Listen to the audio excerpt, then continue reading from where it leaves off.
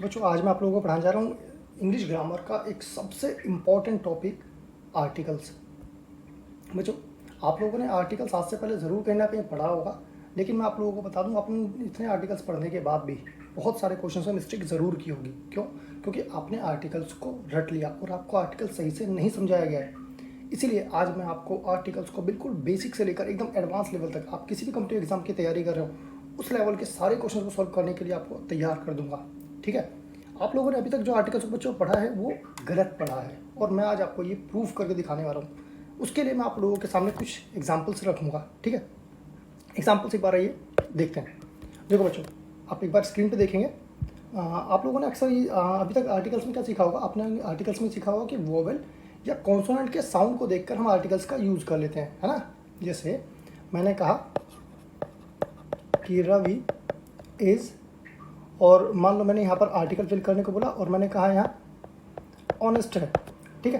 अब आप लोग क्या सोचते हैं? आप सोचते हैं यार यहाँ पर ऑनेस्ट है तो आर्टिकल जो है वो ए होना चाहिए, है? ए क्यों होना चाहिए? क्योंकि यहाँ पर जो है वो एच जो है वो तो एक कॉन्सोनेंट है। ठीक है? लेकिन कुछ लोग हैं जो थोड़े से जिन्होंने आर्टिकल्स को डीपली पढ़ा होगा, उनको क्या लगा होगा? उनको लगा नहीं नहीं नहीं नहीं, आर्टिकल के हिसाब से रवि इज़ एन ऑनेस्ट होगा, है ना? आप लोगों को तो ये लगा होगा। क्यों?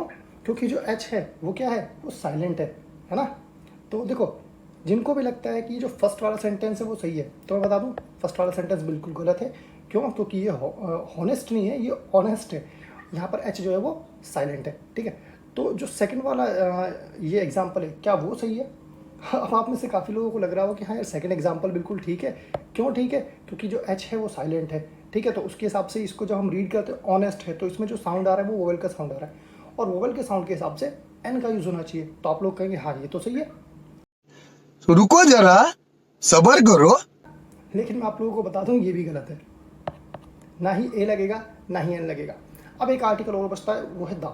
अब क्या आप लोगों के माइंड में ये भी आ रहा है यार, अगर हम ऐसे लिख सकते हैं क्या कि रवि इज़ द ऑनेस्ट, क्या हम इस तरह लिख दें? आप सोच करके देखो, अगर आपको लगता है कि ये सही है तो ये भी गलत है।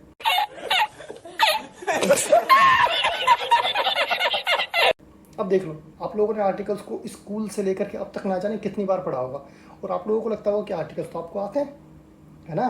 लेकिन अब आप देख लो, यहाँ पर आपका जितना अब तक पढ़ा था वो सब कुछ हो गया गलत, है ना? तो मैं आप लोगों को बताऊंगा बिल्कुल सही तरीका आर्टिकल्स को पढ़ने का। तो वैसे मुझे किसी इंट्रोडक्शन की ज़रूरत नहीं है, आप लोग मुझे बहुत अच्छी तरह जानते हैं। Wait a minute. Who are you? ठीक है? चलिए ठीक है, अगर आप नहीं जानते तो मैं आप लोगों को बताता हूँ। मेरा नाम है आशीष तिवारी और पिछले 10 सालों से मैं लगातार English grammar competitive exam levels के लिए पढ़ाता चला आ रहा हूँ और इसी तरह उन बच्चों से भी और एडवांस लेवल में चीज़ें सिखाऊंगा, क्योंकि पिछले 10 सालों से पढ़ाने के साथ साथ मैं भी चीज़ों को पढ़ता चला आ रहा हूँ और ज़्यादा से ज़्यादा एग्जाम्पल्स लेकर के आ रहा हूँ आप लोगों के लिए। ठीक है? तो आर्टिकल्स को पढ़ने का जो सही तरीका है बच्चों, मैं वो आपको बताऊँगा। ठीक है? तो पहले मैं चलता हूँ अपने नोट्स की तरफ। ठीक है? तो हम आ जाते हैं अपने आर्टिकल्स के नोट्स पर। ठीक है? तो देखो बच्चों, आर्टिकल्स की जब बात आती है तो आर्टिकल्स आप लोगों को पता है यार कि आर्टिकल्स क्या है। देखो आर्टिकल्स का जो फर्स्ट पॉइंट है, पहले एक बार वहाँ से हम शुरू करते हैं। देखना यहाँ लिखा है, ध्यान दे आर्टिकल्स कुछ और नहीं बल्कि एडजेक्टिव का ही पार्ट है। क्या आपको आज से पहले ये बात पता थी? आप लोगों को अक्सर ये लगा हो कि क्या जो आर्टिकल्स है वो तो एक डिफरेंट बिल्कुल टॉपिक है ना? आर्टिकल्स डिफरेंट है, कोई अलग टॉपिक नहीं है। आपने जो पार्ट्स ऑफ स्पीच पढ़े थे, आर्टिकल्स उसमें जो एडजेक्टिव आता है उसी का ही एक पार्ट है। ठीक है? तो पहला पॉइंट तो ये, इसको आप नोट कर लो। देन सेकंड पॉइंट क्या है? आर्टिकल का यूज़ सिर्फ नाउन के लिए किया जाता है। तो देखो, या तो अभी वीडियो के स्क्रीनशॉट्स लेना स्टार्ट कर दो या फिर पेन और पेपर लेकर के बैठ जाओ और फटाफट नोट्स को लिखना शुरू कर दो। तो क्या चीज़ें, देखो दो चीज़ें आपको ध्यान में रखनी। एक तो ये कि जो आर्टिकल है वो एडजेक्टिव का पार्ट है, यानी वो पार्ट्स ऑफ स्पीच के ही अंदर आता है। दूसरी चीज़ ये कि ये जो आर्टिकल है ये सिर्फ और सिर्फ नाउन के लिए लगता है। ठीक है? जो अभी हमने एक एग्जाम्पल देखा था ना, वहाँ पर आर्टिकल नहीं आया था। क्यों नहीं आया था? क्योंकि वहाँ पर नाउन नहीं था। अभी आपको मैं एग्जाम्पल्स दूंगा, दोबारा उन्हीं एग्जाम्पल्स के साथ प्रैक्टिस भी करवाऊंगा। देखो लिखा है, जिस सेंटेंस में नाउन नहीं होगा वहाँ आर्टिकल भी नहीं आएगा। मतलब क्या कि आर्टिकल के बाद नाउन का आना ज़रूरी है। अगर नहीं आया तो फिर वहाँ पर आर्टिकल नहीं लगेगा, क्योंकि आर्टिकल जो है वो सिर्फ नाउन के ही लिए यूज़ किया जाता है। ठीक है? देखो अब आर्टिकल किस तरह से लग सकता है, तो आर्टिकल दो तरीक़ों से यूज़ किया जाता है। या तो आर्टिकल के जस्ट बाद में नाउन आ जाएगा, या फिर आर्टिकल के बाद में कोई एक एडजेक्टिव आ जाएगा, कोई एक विशेषण, और देन उसके बाद में नाउन आ सकता है। सिर्फ यही दो केस होंगे, इनके अलावा किसी तीसरे केस में आर्टिकल का यूज़ आप नहीं कर पाएंगे। ठीक है, देखो हम लेकर के चलते हैं कुछ एग्जांपल्स और उनको एक बार ध्यान से समझते हैं। ठीक है, आइए देखो, अब यहाँ पर लिखा है कि अमन इज़ ऑनेस्ट। ठीक है, और एक एग्जाम्पल लिखा है अमन इज़ एन ऑनेस्ट। एक एग्जाम्पल लिखा है अमन इज़ एन ऑनेस्ट बॉय, और एक जगह लिखा है अमन इज़ अ ऑनेस्ट बॉय। अब आप मुझे बताओ कि इन चारों में से कौन सा जो सेंटेंस है वो सही है और कौन सा जो सेंटेंस है वो गलत है। देखो, अब आप लोगों को ये लग रहा हो कि ऑनेस्ट में जो साउंड है वो वोवेल का साउंड है, और वोवेल के साउंड के हिसाब से एन आना चाहिए था, लेकिन एन नहीं आया। अभी सेम ऐसे ही एग्जाम्पल हमने पीछे भी देखा है, ए भी नहीं आएगा, मैंने ये भी कहा, और दा नहीं आएगा, ये भी कहा। तो इन चारों में सही कौन सा है, देखो मैं आपको बताता हूँ। पहला सेंटेंस की अगर हम बात करें तो पहले सेंटेंस में लिखा है, पहला सेंटेंस सही है। क्यों? क्योंकि वहाँ ऑनेस्ट एडजेक्टिव के बाद कोई नाउन नहीं है, तो कोई आर्टिकल भी नहीं लगा। देखो ध्यान से समझो, हम ऐसे कहेंगे कि अमन इज़ ऑनेस्ट, या हम कह देंगे रवि इज़ ऑनेस्ट, लेकिन हम ऐसे नहीं कहेंगे कि अमन इज़ एन ऑनेस्ट। ठीक है, तो ये जो आपका लिखा ना, अमन इज़ एन ऑनेस्ट, ये सेकंड वाला, ये बिल्कुल गलत है। क्यों गलत है? क्योंकि ये जो आर्टिकल आया, इस आर्टिकल के बाद एडजेक्टिव आ गया, और एडजेक्टिव के बाद में नाउन आना ज़रूरी था। ठीक है, और यहाँ पर नाउन का, नाउन तो आया नहीं, देखो आर्टिकल आ गया। अब ध्यान से देखो, एन जो है ये क्या है, ये एक आर्टिकल है। ठीक है, और ऑनेस्ट जो है ये एक एडजेक्टिव है। तो आर्टिकल आ गया, एडजेक्टिव आ गया, लेकिन उनके बाद में नाउन नहीं आया। तो अगर नाउन नहीं आया तो फिर आर्टिकल भी नहीं लगेगा ऐसे केस में। मतलब आप समझ रहे हो ना, जैसे अगर आप कहेंगे कि आई एम ऑनेस्ट, आप ऐसे थोड़ी ना बोलते हैं कि आई एम एन ऑनेस्ट, या फिर आप ऐसे कहते हैं कि आई एम एजुकेटेड, आप ऐसे कभी नहीं कहते I am uneducated, you are uneducated, ऐसे थोड़ा बोलते हो। एजुकेटेड एक वर्ड ज़रूर है, लेकिन एजुकेटेड के पहले ए या एन ऐसा कोई आर्टिकल तो नहीं लगता। क्यों नहीं लगता? इसलिए नहीं लगता है क्योंकि उस एजुकेटेड के बाद में कोई नाउन नहीं आता। ठीक है, अगर उस जगह पे आप चाहें तो नाउन अगर आ जाए तब आप आर्टिकल को लगा सकते हैं। मैं उसका भी आपको एग्जांपल दूंगा। ठीक है, तो दूसरा सेंटेंस देखते हैं। लिखा सेंटेंस गलत है क्योंकि एन आर्टिकल ऑनेस्ट एडजेक्टिव के बाद नाउन नहीं है। देखो अब ध्यान से, अमन इज़ एन ऑनेस्ट लिखा है तो ये गलत है। एन के बाद ऑनेस्ट एडजेक्टिव आ गया, उसके बाद में कोई नाउन नहीं आया, मतलब आर्टिकल आ गया, लेकिन आर्टिकल जिसके लिए आता है, नाउन के लिए आता है आर्टिकल। अब नाउन ही नहीं आया, जब नाउन नहीं आया तो फिर आर्टिकल क्या कर रहे हैं यहाँ पर, तो आर्टिकल भी नहीं आएगा। ठीक है, मतलब आपने पेट्रोल खरीद लिया और गाड़ी नहीं है तो वाली बात हो गई फिर, तो आप पेट्रोल का क्या करेंगे? तो जब गाड़ी होगी तभी पेट्रोल का यूज़ होता है, अदरवाइज नहीं होता। तो आप ऐसे समझ लो कि जो नाउन है वो आपकी एक गाड़ी है, और जो ये आर्टिकल है ये आपका पेट्रोल है। ठीक है, तो जब नाउन आएगा तभी आपका आर्टिकल भी आएगा। ठीक है, उसके बाद में हम चलते हैं थर्ड एग्जाम्पल की तरफ। देखो यहाँ लिखा है अमन इज़ एन ऑनेस्ट बॉय। अब देखो ध्यान से, एन आया है, आर्टिकल आ गया, और आर्टिकल के बाद एडजेक्टिव आ गया, एडजेक्टिव के बाद में एक नाउन आया है बॉय। बॉय क्या है? नाउन है। तो ये सेंटेंस है, ये देखो लिखा भी मैंने कि सेंटेंस सही है, थर्ड सेंटेंस सही है, क्योंकि एन यानी आर्टिकल के बाद सेंटेंस में बॉय यानी कि नाउन आया हुआ है। आर्टिकल के बाद नाउन का आना बहुत ज़रूरी है। अगर सेंटेंस में आर्टिकल आ गया उसके बाद में नाउन नहीं आया, या आर्टिकल आ गया एडजेक्टिव आ गया उसके बाद में नाउन नहीं आया, तो फिर वो गलत माना जाएगा। उस जगह पे आपको आर्टिकल का यूज़ करना ही नहीं है। आर्टिकल का यूज़ सिर्फ और सिर्फ आपको तब करना है जब आर्टिकल के बाद में या तो एडजेक्टिव और फिर नाउन आ जाए, या आर्टिकल के बाद में जस्ट बाद में तुरंत नाउन आ जाए, तब आप आर्टिकल का यूज़ करेंगे। अदरवाइज ऐसे नहीं कि कहीं भी आपने साउंड देख लिया और आपने बस उसमें लिख दिया ए एन या दा, कुछ भी साउंड देख करके आपको आर्टिकल कभी भी नहीं लिखना है। ठीक है, अगर आप एग्जाम में ऐसी चीज़ें करते आए इसीलिए आपका एग्जाम में अब तक क्वेश्चन गलत हुआ है। ठीक है, आगे बढ़ते हैं। फोर्थ सेंटेंस की बात करते हैं। लिखा है अमन इज़ अ ऑनेस्ट बॉय। अब अमन इज़ अ ऑनेस्ट बॉय, ये तो बिल्कुल गलत है, आप जानते हैं क्यों? क्योंकि ऑनेस्ट अगर हम साउंड के हिसाब से भी देखें, ठीक है, तो साउंड के हिसाब से जो एच है बच्चों, एच यहाँ पर साइलेंट है, तो जो साउंड निकल के आया वो वोवेल का निकल के आया। ऑनेस्ट बोलते हैं उसको, हॉनेस्ट नहीं बोलते। तो ऑनेस्ट के हिसाब से ओ का साउंड आ रहा है, यानी वोवेल का साउंड आ रहा है, और अगर वोवेल का साउंड आएगा तो ए तो लगेगा नहीं, एन लगेगा, इसलिए ये सेंटेंस भी गलत है। आई होप आपको ये चीज़ें समझ में आ गई है। आगे बढ़ते हैं। अभी तक तो मैंने आपको सिर्फ थोड़ी सी चीज़ों को समझाया, अभी तो आर्टिकल स्टार्ट ही नहीं हुआ, अब होंगे आर्टिकल स्टार्ट। आर्टिकल में भी हमने क्या क्या समझा, बस ये ध्यान से देख लो। अभी हमने आर्टिकल में सिर्फ ये समझा है कि आर्टिकल सिर्फ और सिर्फ तब लगाना है जब आर्टिकल वाले सेंटेंस में नाउन का यूज़ हो। ठीक है, वो भी आर्टिकल के बाद होना चाहिए, पहले नहीं। आर्टिकल के पहले मान लो नाउन लगा हुआ है लेकिन आर्टिकल के बाद नाउन नहीं लगा तो गलत माना जाएगा। आर्टिकल के बाद भी नाउन का होना ज़रूरी है, ठीक है, पहले हो ना हो आर्टिकल के बाद, लेकिन नाउन होना सबसे ज़्यादा ज़रूरी है यहाँ पर। आगे बढ़ते हैं।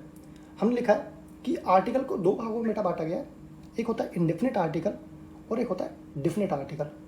इंडेफिनिट आर्टिकल क्या होता है? देखो, इंडेफिनिट आर्टिकल में दो आर्टिकल्स को हमने लिखा है, एक ए और एक एन, ठीक है।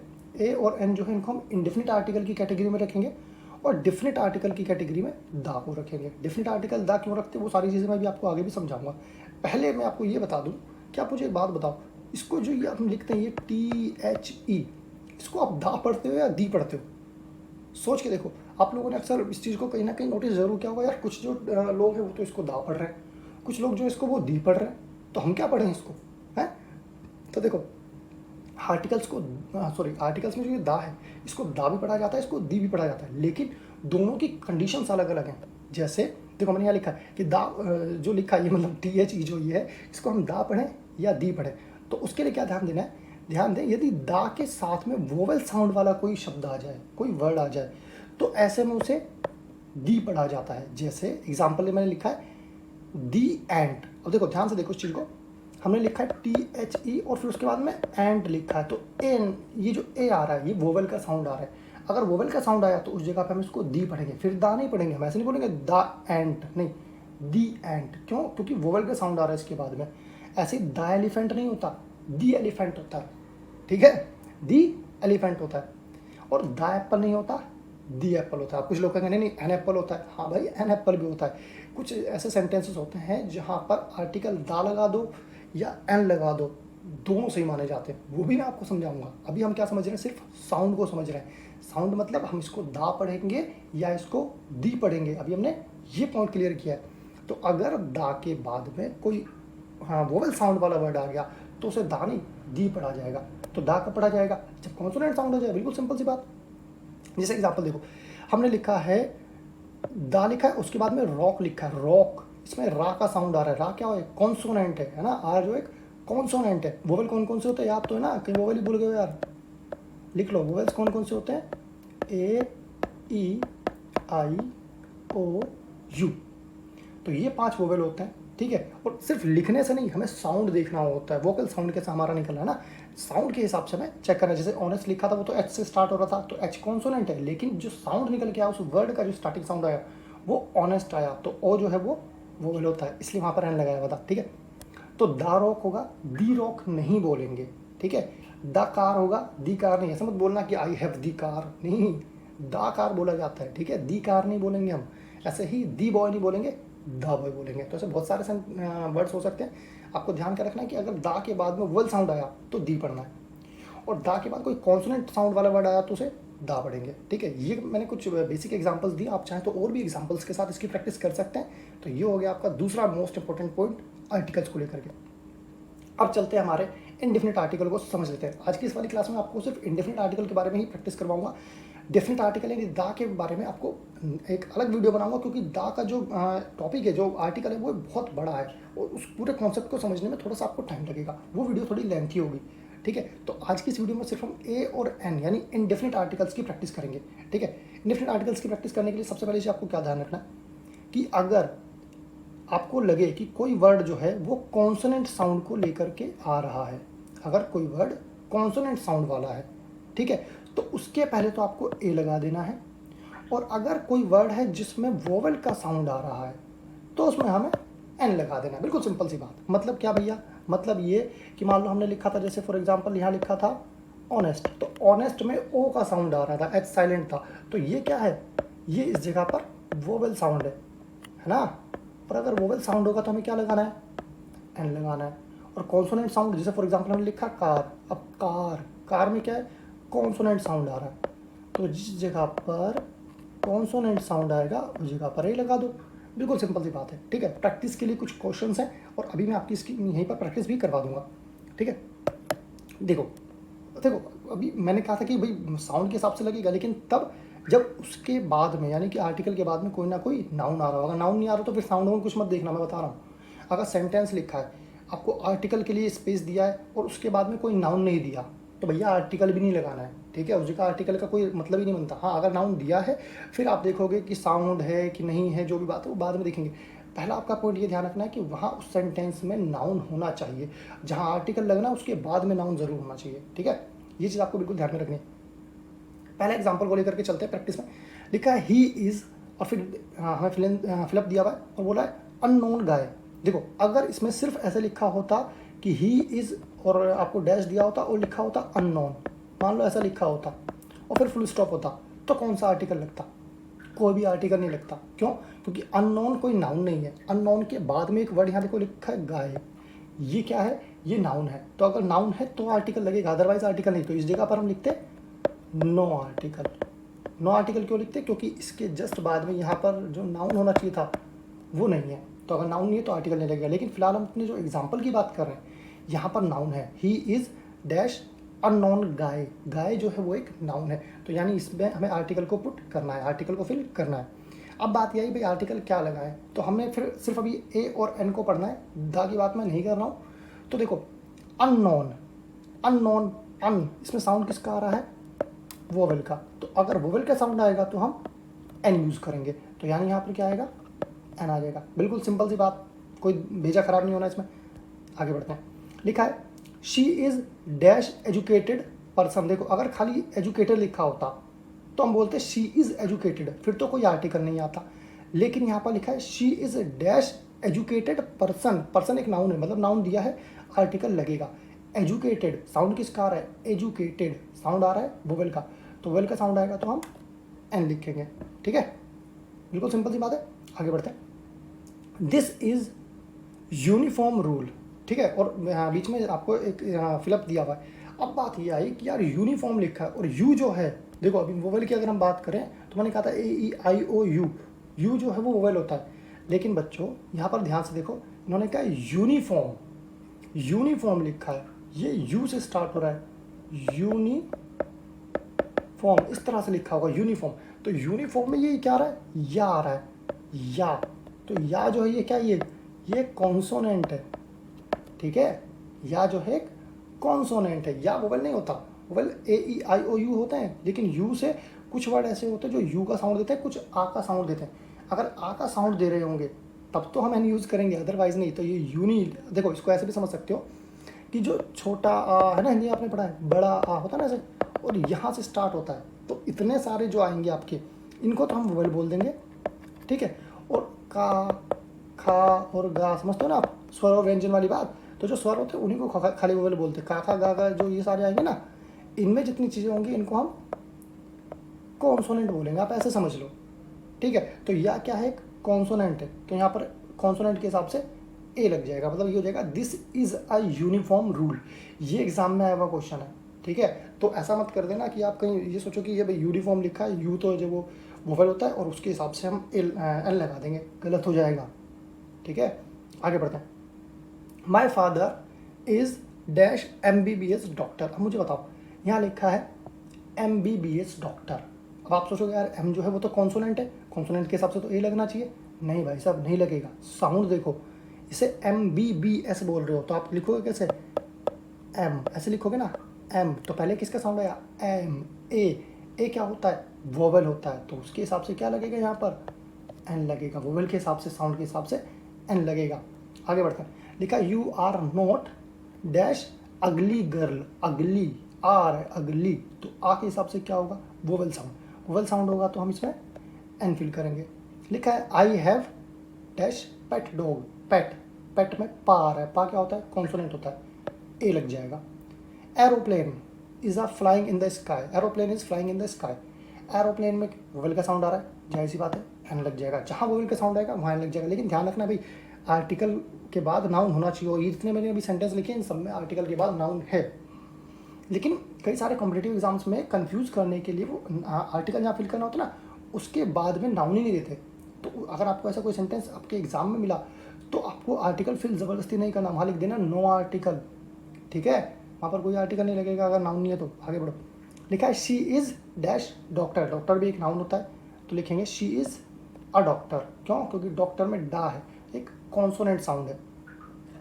दे बॉट एन ऑरेंज जायज़ ही बात है, ऑरेंज बोला है, वोवेल साउंड है। ही इज़ इंडियन, तो ही इज़ एन इंडियन, क्यों, वोवेल का साउंड है। शी हैड अम्ब्रेला, देखो यहाँ पे लिखा है अम्ब्रेला, तो है तो आ आ रहा है, आ यानी कि वोवेल, तो एन ने एन लिख दिया, यानी she had an umbrella in her hand. आगे बढ़ते हैं, लिखा है ही इज़ डैश यूरोपियन। अब मुझे बताओ यहाँ क्या आएगा, ये यूरोपियन नहीं है, ये यूरोपियन है, तो इसको हम यू से लिखेंगे,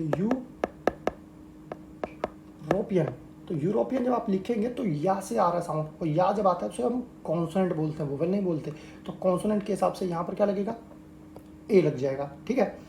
लिखा है this is dash unique idea, फिर से क्या आ रहा है, यूनिक, या कॉन्सोनेंट है, कॉन्सोनेंट के हिसाब से ए लग जाएगा। आगे बढ़ो, लिखा है ही टीचर्स एट, फिर फिलअप दिया और बोला यूनिवर्सिटी, फिर से बोला यूनिवर्सिटी, या आ रहा है यूनिवर्सिटी, या मतलब कॉन्सोनेंट साउंड, तो कॉन्सोनेंट साउंड होगा तो हम क्या करेंगे, ए फिल कर देंगे। आपको फिर से मैं बता दे रहा हूँ कि अगर या का साउंड आ रहा होगा तो या के साउंड के लिए हम कॉन्सोनेंट मानेंगे और कॉन्सोनेंट के हिसाब से ए लगेगा, ठीक है। और अगर आ या ई वाला साउंड आया तो हम इसको वोवेल मानते हैं और उस जगह पर हम एन का यूज़ करते हैं। आगे बढ़ते हैं, लिखा है he will come in dash year. अब देखो यहाँ पर बहुत मिस्टेक होती है और कई सारे टीचर्स मिस्टेक करवा रहे हैं, उनको लग रहा है ईयर लिखा है, अरे ईयर नहीं है, ये ईयर तो काम होता है यार, ईयर है ये, आप ऐसे नहीं लिखते इसको, ईयर ऐसे नहीं लिखते, ऐसे लिखते होते तब तो एन लग जाता, इसको ईयर लिखते हैं, ईयर, इस तरह से, या से साउंड आता है इसका, तो या से जब साउंड आता है तो या साउंड का मतलब है कॉन्सोनेंट, और कॉन्सोनेंट के लिए हम ए का यूज़ करते हैं। बहुत सारे टीचर्स और बहुत सारी बुक्स में बच्चों ये मिस्टेक कर रखी है कि ईयर के लिए an year an year an year भर दिया, बच्चे भी वही कर रहे हैं, टीचर भी कर रहे हैं, जय माता दी कर रहे हैं। भाई साहब हर जगह पर सेम चीज़ें नहीं होती हैं, अगर किसी को नहीं आता है पढ़ाना तो प्लीज़ गलत मत पढ़ाओ यार, ठीक है, पढ़ा रहे हो तो सही पढ़ाओ वरना मत पढ़ाओ, मैं साफ बोलता हूँ, ठीक है। तो ईयर के लिए आई ईयर लगाएंगे, एन ईयर नहीं लगाएंगे, आप ध्यान रखना। कहीं भी वाई से रिलेटेड कोई अगर वर्ड बनता है ना वाई से, तो वहाँ पर एन लगते ही नहीं, आप ये भी ध्यान रख लो। अगर वाई से कोई वर्ड बनेगा ना तो वाई हमेशा या का साउंड देगा, ई का साउंड देगा ही नहीं यार, तो अगर ई का साउंड नहीं देता तो एन लगेगा भी नहीं। तो वाई से जितने भी वर्ड स्टार्ट होंगे, वाई से जितने भी वर्ड स्टार्ट होंगे, अगर उनसे पहले आपको आर्टिकल लगाना तो ए लगाना है, सीधी सी बात। आगे बढ़ते हैं, अब आपको समझ में आ गया, वोवल का साउंड एन लगा दो, कॉन्सोनेंट का साउंड ए लगा दो, अभी ये ठीक है, लेकिन नाउन होना चाहिए। आगे बढ़ो, अब देखो यहाँ तक तो पॉइंट छोटे छोटे थे, अभी देखो अभी कितनी सारी चीज़ें बाकी हैं अभी आर्टिकल में, है ना। तो आगे बढ़ते हैं, कुछ पॉइंट्स ऐसे हैं बच्चों, देखो अभी आर्टिकल में ए और एन तो आपने समझ लिया, लेकिन इतना ही नहीं है, इसमें अभी ए और एन यानी इंडेफिनिट आर्टिकल में कुछ पॉइंट्स ऐसे हैं जो आपको याद करने ज़रूरी हैं अगर आप कॉम्पिटिटिव एग्जाम की तैयारी कर रहे हैं। अगर आप स्कूल लेवल पे कर रहे हैं तो अभी आप तक अभी मैंने आपको जितना पढ़ाया उसमें इंडेफिनिट आर्टिकल यानी ए और एन का यूज़ इनफ हो जाएगा, लेकिन अगर आप किसी कॉम्पिटिटिव एग्जाम की तैयारी कर रहे हैं तो आपको कुछ एक्स्ट्रा पॉइंट्स को भी समझना पड़ेगा। क्या है वो एक्स्ट्रा पॉइंट्स, बता देता हूँ।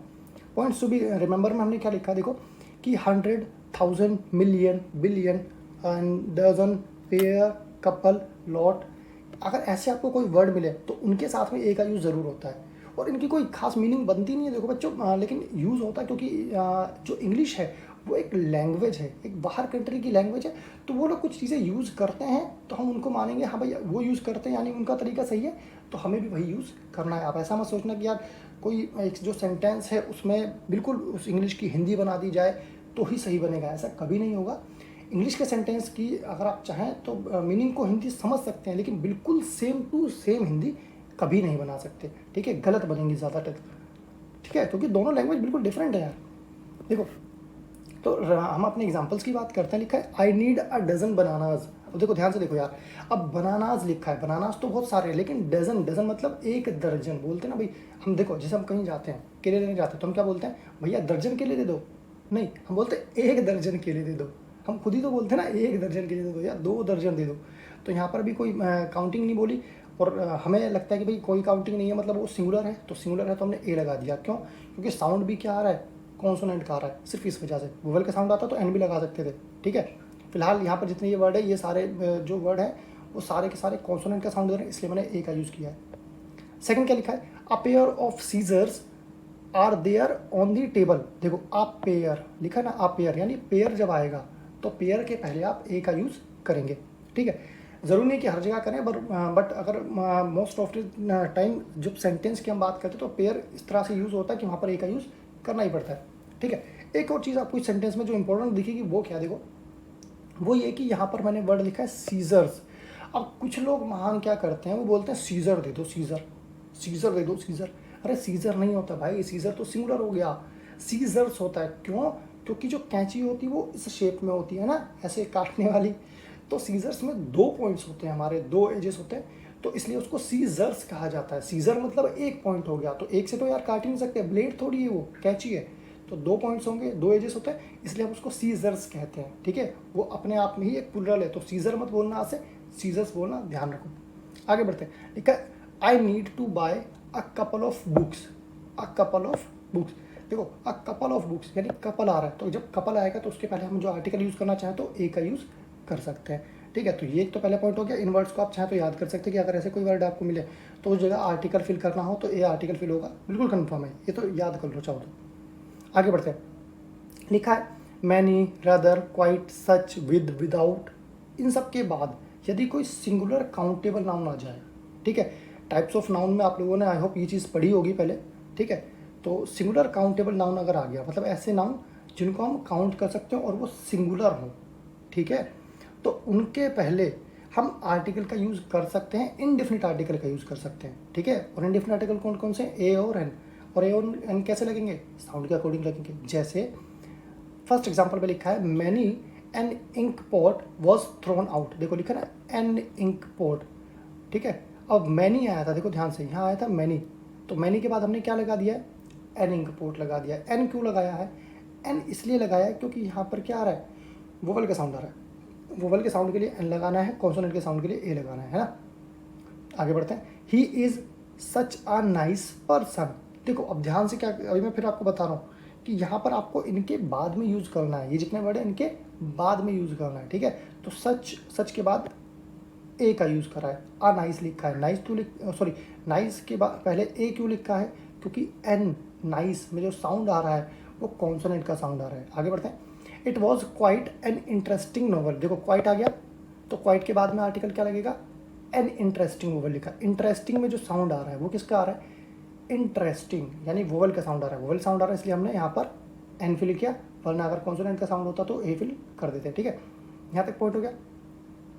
She came here with a notebook. With के बाद अगर आर्टिकल लगाना है तो हम देखना पड़ेगा कि भाई आर्टिकल के बाद में जो वर्ड है यानी जो नाउन है उसका साउंड कैसा है, ये तो देखना है। तो साउंड किसका है, नोटबुक, यानी वो सॉरी कॉन्सोनेंट का साउंड है। कॉन्सोनेंट के साउंड के लिए यहाँ पर ए का यूज़ किया हुआ है। आगे लिखा है don't go out without an umbrella. Without के बाद में जो आर्टिकल है वो एन लगाए। क्यों एन लगाए, क्योंकि अम्ब्रेला, यहाँ जो साउंड आ रहा है वो आ रहा है अम्ब्रेला, तो आ का साउंड आ रहा है यानी वोवल है, तो वोवल के लिए हमने ए जो एन है उसका यूज़ किया है आर्टिकल का। ये पॉइंट भी बिल्कुल क्लियर। आगे बढ़ते हैं, लिखा है एक्सक्लेमेटरी सेंटेंसेस में वॉट या हाउ के सिंगुलर काउंटेबल के लिए ए और एन का यूज़ होता है, इनके बाद में, मतलब ठीक है, वॉट और हाउ के बाद में। यहाँ पर लिखना शायद भूल गया, तो यहाँ पर लिख देना यार, मिस्टेक हो गई है, हो ठीक है, बाद, ठीक है। तो वॉट या हाउ, कई बार कुछ एक्सक्लेमेटरी सेंटेंसेस होते हैं, तो जैसे हम लिखे ना what a fool you are, तो व्हाट के बाद ए का यूज़ होता है वहाँ पर। ठीक है, एन का भी यूज़ हो सकता है, वो डिपेंड करता है कि उसके बाद में जो वर्ड है आर्टिकल के बाद में उसका साउंड क्या है।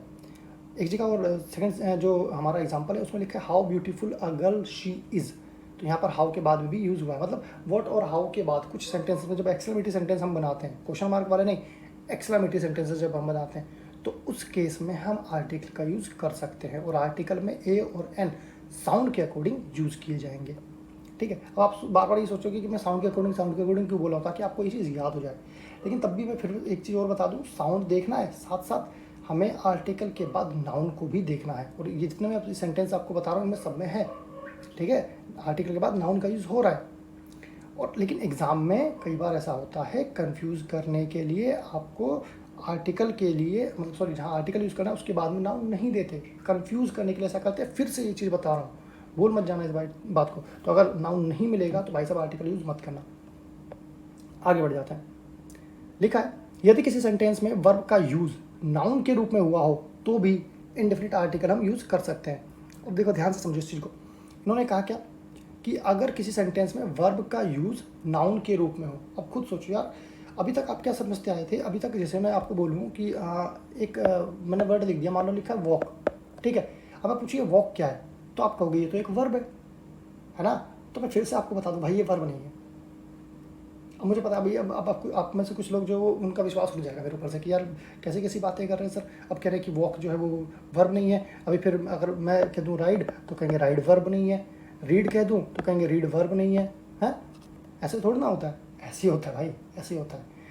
देखो, कोई वर्ड वर्ब है, नाउन है, एडजेक्टिव है, क्या है, वो ऐसे नहीं आप बोल देंगे। वो डिपेंड करता है कि वो सेंटेंस में किस तरह से यूज़ हुआ है, ठीक है। जैसे फॉर एग्जांपल एक कपड़ा होता है, अब कपड़े को जिस तरह से सिला जाएगा, जिस तरह से बनाया जाएगा, उसको वही नाम तो दिया जाएगा ना। इसी तरह जो वर्ड हैं, इन वर्ड को वर्ब की तरह भी यूज़ किया जा सकता है और नाउन की तरह भी यूज़ किया जा सकता है, एडजेक्टिव की तरह, किसी भी तरह से यूज़ किया जा सकता है। वो डिपेंड करता है सेंटेंस टू सेंटेंस के ऊपर, ठीक है। तो फिलहाल मैं ये बता रहा हूँ आपको आर्टिकल में कि कुछ ऐसे सेंटेंसेस होते हैं जहाँ पर हम वर्ब को नाउन की तरह यूज़ कर लेते हैं। तो अगर ऐसा कभी हुआ तो उस जगह पे आप इंडेफिनिट आर्टिकल का यूज़ कर सकते हैं। और इंडेफिनिट आर्टिकल कैसे यूज़ होगा? साउंड के अकॉर्डिंग यूज़ होगा। लिखा है let's go for a walk. अब देखो यहाँ पर लिखा है let's go for a walk. अब यहाँ जो वॉक है ये वर्ब नहीं है, यहाँ वर्ब ये है गो, यहाँ पर ये वर्ब है। और ये जो वॉक लिखा है लास्ट में, ये यहाँ पर नाउन की तरह यूज़ हुआ है, ठीक है। क्योंकि वॉक वैसे तो चलना होता है, लेकिन यहाँ पर ये क्या बोल रहा है? लेट्स गो, है ना। तो वर्ब यहाँ पर गो है, वॉक नहीं है, ठीक है। आगे बढ़ते हैं। लिखा है, अच्छा ये तो बताने भूल गया, तो हाँ let's go for a walk लिखा है ना, क्योंकि वॉक क्या है? नाउन की तरह यूज़ हुआ है। और अगर किसी वर्ब को नाउन की तरह यूज़ करेंगे तो उससे पहले हम आर्टिकल लगा सकते हैं उसके साउंड के अकॉर्डिंग। तो इसलिए ये हमने लगाया, क्यों? क्योंकि कॉन्सोनेंट का साउंड है। ये तो अभी आप लोगों को क्लियर हो गया। लिखा है लेट्स हैव अ राइड। अब ये जो राइड है ये भाई साहब वर्ब नहीं है, ये यहाँ पर नाउन है। क्योंकि अगर वर्ब होती तो स्टार्टिंग में लग जाती ना, ठीक है, सब्जेक्ट के बाद में लग जाती, या सब्जेक्ट के बाद हेल्पिंग वर्ब के बाद लग जाती, लेकिन ये लास्ट में लगी है। तो अगर लास्ट में लगी है तो वर्ब तो नहीं हो सकती, ये तो कन्फर्म है, ठीक है। तो यहाँ पर जो हैव है ये आपकी वर्ब है इस जगह पर, ठीक है। तो अब मैंने जैसे कि बता दिया आप लोगों कि नाउन से पहले अगर मेरा मतलब ये था कि अगर वर्ब को नाउन की तरह यूज़ किया जाए तो उस जगह पर नाउन से पहले हम आर्टिकल को यूज़ कर लेंगे, ठीक है। इसके बाद कुछ ऐसे बच्चों फ्रेजेस होते हैं जहाँ पर ए और एन यानी आर्टिकल जो इंडिफिनिट आर्टिकल्स है उनका यूज़ होता है। जैसे इन a fire, in a Hari, in a temper. अब ये क्या है? ये कुछ फ्रेजेस हैं, ठीक है, इनको आप पढ़ लेना, ठीक है। एग्जाम में कभी कभी आ जाते हैं, बहुत ज़्यादा इंपॉर्टेंट नहीं है, बट एग्जाम में कभी कभी आ जाते हैं। तो अगर आपको ऐसी चीज़ें मिल जाएँ तो भाई आर्टिकल आप यूज़ कर लेना, ठीक है। टेल अ लाई बोलते ना भाई, टेल लाई नहीं बोलते, टेल अ लाई बोलते, क्योंकि ये एक पूरा फ्रेज़ है, ठीक है। At a stone's throw, a short time ago, इस तरह ये पूरे फ्रेजेस हैं, आप इनको रीड कर लेना, बहुत ज़्यादा इंपॉर्टेंट नहीं है, बट एग्जाम में कभी कभी ये आ जाते हैं, ठीक है। तो इनको यूज़ फ्रेजेस को आप थोड़ा सा याद कर लेना कि अगर एग्जाम में कभी ये टकरा जाए तो आप इनसे घबराए ना और सही तरीके से आर्टिकल्स का यूज़ कर पाएँ। आगे बढ़ते हैं। लिखा है वैसे तो प्रॉपर नाउन से पहले आर्टिकल का यूज़ नहीं होता। प्रॉपर नाउन कौन कौन से होता है? जब हम किसी का सीधा सीधा नाम ले लें, जैसे मैंने कहा भाई आशीष, ये मेरा नाम है, ठीक है, तो ये एक प्रॉपर नाउन है। या मैंने कहा दिल्ली, तो दिल्ली क्या है? एक प्रॉपर नाउन है। मैंने कहा गंगा, तो गंगा क्या एक प्रॉपर नाउन है। जब हम किसी का नाम लेते हैं वो एक प्रॉपर नाउन होता है। और इस प्रॉपर नाउन से पहले आर्टिकल नहीं लगाया जाता। हम ऐसे थोड़ी बोलेंगे कि एन अमन इज़ प्लेइंग, हम तो ऐसे बोलते हैं ना a man is playing, an a man is playing तो बोलते नहीं। क्यों? अमन क्या है? वो अमन एक प्रॉपर नाउन है। और हमने इंग्लिश के ग्रामर्स के रूल्स में इस चीज़ को समझा कि जो ये प्रॉपर नाउन होता है इससे पहले हम आर्टिकल का यूज़ नहीं करते, ठीक है। लेकिन अगर किसी सेंटेंस में प्रॉपर नाउन को कॉमन नाउन की तरह यूज़ किया जाए तो उस केस में ए या एन का यूज़ होता है। मतलब ये कि वैसे तो प्रॉपर नाउन के साथ में आर्टिकल का यूज़ नहीं करना, लेकिन कभी कभी कुछ सेंटेंसेस में क्या होता है बच्चों कि प्रॉपर नाउन को ना कॉमन नाउन की तरह यूज़ कर लेते हैं। तो अगर आपको कोई ऐसा सेंटेंस मिले जहाँ पर प्रॉपर नाउन को कॉमन नाउन की तरह यूज़ किया है तो आप उस जगह पर प्रॉपर नाउन से पहले यानी उसको कॉमन नाउन मान रहे हो तो कॉमन नाउन से पहले यानी आर्टिकल हम लगा सकते हैं। एक एग्जाम्पल मैंने लिखा है, जैसे ही इज़ अ तेंदुलकर। अब देखो अगर हम सचिन तेंदुलकर की बात करते और वो हमारे साथ में होते तो हम बोलते ही इज़ तेंदुलकर, फिर हम ए या एन आर्टिकल नहीं लगाते। लेकिन हमने लिखा ही इज़ अ तेंदुलकर, इसका मतलब क्या है कि हम यहाँ पर किसी एक आदमी की जो समझ सकते हैं तुलना कर रहे हैं या हम उसकी विशेषता उसको दे रहे हैं, ठीक है। और हम ये बोलना चाहते हैं कि ये जो पर्सन है ये उसकी तरह है। तो ऐसे केस में हम जब किसी चीज़ को संबोधित कर रहे हों तब हम आर्टिकल का यूज़ कर सकते हैं। तो हमने लिखा ही इज़ अ तेंदुलकर, तो इसकी हिंदी मीनिंग क्या हुई कि वह तेंदुलकर की तरह अच्छा क्रिकेटर है, ठीक है। तेंदुलकर क्या है, देखो यार, तेंदुलकर नाम से तो पता चलता है एक प्रॉपर नाउन है। प्रॉपर नाउन से पहले तो आर्टिकल नहीं लगना, लेकिन यहाँ पर इस प्रॉपर नाउन को कॉमन नाउन बना दिया। हमने कहा ये कैसा भाई, ये तो तेंदुलकर की तरह है ना, ये तेंदुलकर तो है नहीं, तेंदुलकर की तरह है। तो तेंदुलकर यहाँ पर क्या हो गया, कॉमन नाउन हो गया। तो कॉमन नाउन से पहले हम आर्टिकल लगा सकते हैं, ठीक है। तो फिलहाल बच्चों इंडेफिनिट आर्टिकल्स में सिर्फ इतना ही आपको सीखना था। दोबारा से एक बार रिकैप करवा देता हूँ। रिकैप क्या करना है कि हमको आर्टिकल सिर्फ और सिर्फ तब लिखना है जब आर्टिकल के बाद या तो एडजेक्टिव के बाद में नाउन आ जाए या आर्टिकल के जस्ट बाद में नाउन आ जाए। अगर आर्टिकल के बाद में सेंटेंस में नाउन नहीं आ रहा तो भाई आर्टिकल नहीं आएगा, मैं साफ बता रहा हूँ। ये चीज़ आपको सबसे पहले ध्यान रखनी है। दूसरी चीज़ क्या ध्यान में रखनी है कि ए और एन ये दोनों इंडेफिनिट आर्टिकल होते हैं और इनको हम साउंड के अकॉर्डिंग लिखेंगे। ऐसा नहीं है कि कोई वर्ड में स्टार्टिंग में एच आ गया या यू आ गया तो हम ए या एन यूज़ कर दें, नहीं। हम ये चेक करेंगे कि उसको बोलते टाइम जो साउंड आ रहा है वो साउंड वोवल का है तो एन लगाएंगे, कॉन्सोनेंट है तो ए लगाएंगे। तो अभी फ़िलहाल आर्टिकल्स की क्लास में बस इतना ही। नेक्स्ट वाली क्लास में अभी आर्टिकल्स में बहुत सारी चीज़ें हम सीखेंगे। ए और एन का यूज़ तो अभी आपको क्लियर हो गया है। नेक्स्ट वाली जो एक क्लास चलेगी उसमें हम डिफिनिट आर्टिकल यानी दा का यूज़ करना सीखेंगे। आई होप आपको वीडियो अच्छी लगी होगी और काफ़ी कुछ नया इस वीडियो में इंटरेस्टिंग सीखने को मिला होगा। बच्चों वीडियो अच्छी लगी हो तो प्लीज़ वीडियो को लाइक ज़रूर करें। अगर आपको कुछ डाउट रह गया हो, कुछ समझ ना आया हो या मुझसे कोई मिस्टेक हुई हो तो प्लीज़ आप कमेंट सेक्शन में उसको मुझे ज़रूर बताएं। मैं कोशिश करूँगा कि आपके उन डाउट्स को भी सॉल्व करूँ या मेरी कुछ मिस्टेक्स हों तो मैं उनको भी दूर करूँ, ठीक है। तो मैं लेता हूँ और विदा, मिलेंगे अपनी नेक्स्ट वीडियो में। तब तक के लिए bye bye and keep learning.